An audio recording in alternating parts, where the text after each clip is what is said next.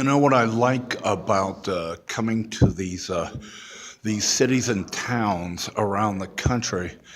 Um, they may have various art museums and things like that, but usually what I tend to be drawn to is the city's own history and history museum.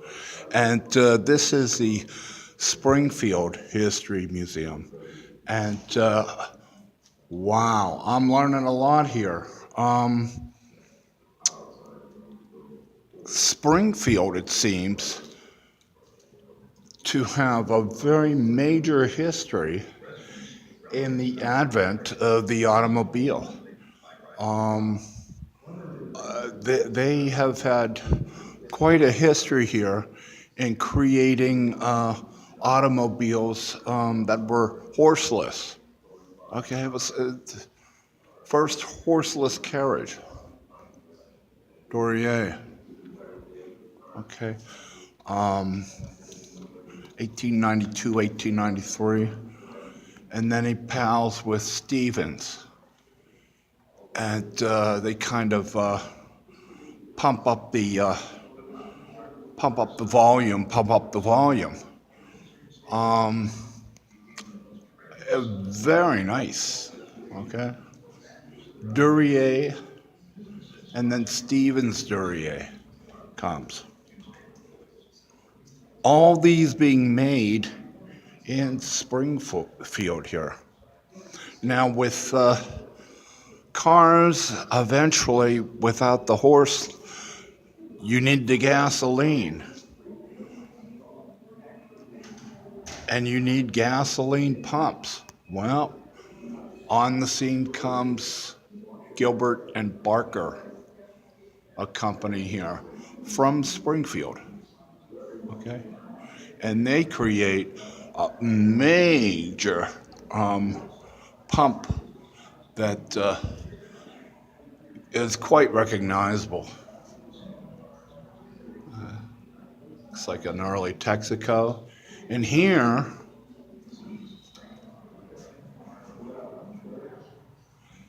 you have the one that interests me. Out of Texas, you got the Pegasus, and what was the history again? From Standard Oil to uh, Mobil Oil, Mobil Gas. Look at that. That's an original right there. You know, first made in Springfield. I mean, it starts here in Springfield. Is that cool? Also here, you have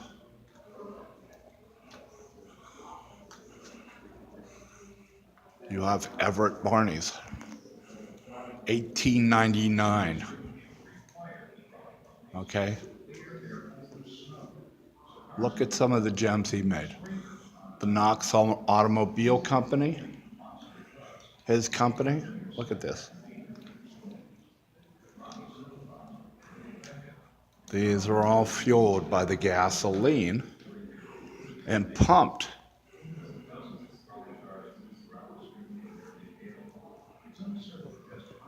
from, pumps made here in Springfield. Look at that, pretty nice, huh?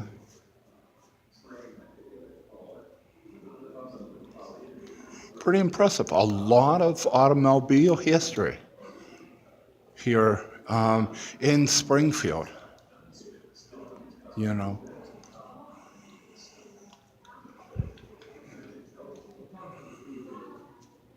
Atlas, another company. Look at this. This is style. This is class here.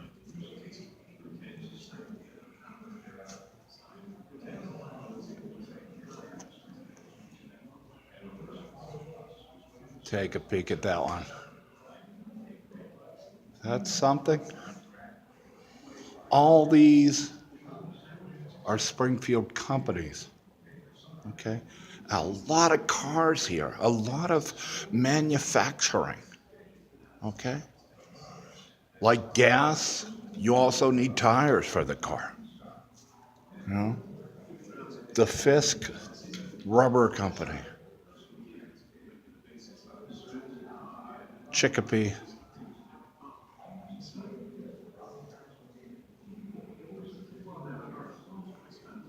Pretty impressive. And then Rolls-Royce. Now you're saying Rolls-Royce, that's not American. Well, no, but the first manufacturing of Rolls-Royce in America was in Springfield, you know. And if you think about it, where else are you going to go? You know, you got so many auto manufacturers here that where else would Rolls-Royce go? You know, but to Springfield. It only seems logical. And that's exactly what they did. Okay. From what I hear, they didn't last too long. Okay. They kind of ran into the Depression. And, you know, but quite impressive. Now, those are like residents' cars, neighbors' cars. Check this out. How about something for the police? Because you're getting a lot of cars all of a sudden manufactured. The police now need something to run them down. The Indian Company. Is that what it's called? Out of Springfield. Creates the Indian, which I never heard that term before. But I recognize the bike, you know, and I recognize, you know, I mean, you've seen these bikes before, you know, with the police there. I didn't know what they're called. They are called Indians, okay, because they were made by the Indian Company, I think it was, here in Springfield. All right. Now you have the police breaking ground with transportation here, and so too is the fire department. With the Knox Company, they create a whole different way of fighting fires. You know, this is an old pole, you know, drawn. It's a pumper. It's a pumper. Before you used to have buckets, and you used to carry buckets. Everybody would have a bucket. Now you got the pump. And that can shoot 150, 200 feet. Okay. Invented here in Springfield. You know, this is a pull fire wagon. Okay, they would pull it along. Quite a bit of revolution here in transportation. Various innovations in personal cars and police cars and fire engines. And it's pretty impressive, you know. What's interesting is that a lot of these companies were small. And it seems like they were not mass produced. And so mass production would come with Ford. And I'm not sure of the years, but wow, you know, there's a legacy here of transportation here in Springfield that I never knew about. Whenever I think of manufacturing as far as automobiles were concerned, and their, the auxiliary and you know, the things that are needed with them, I always thought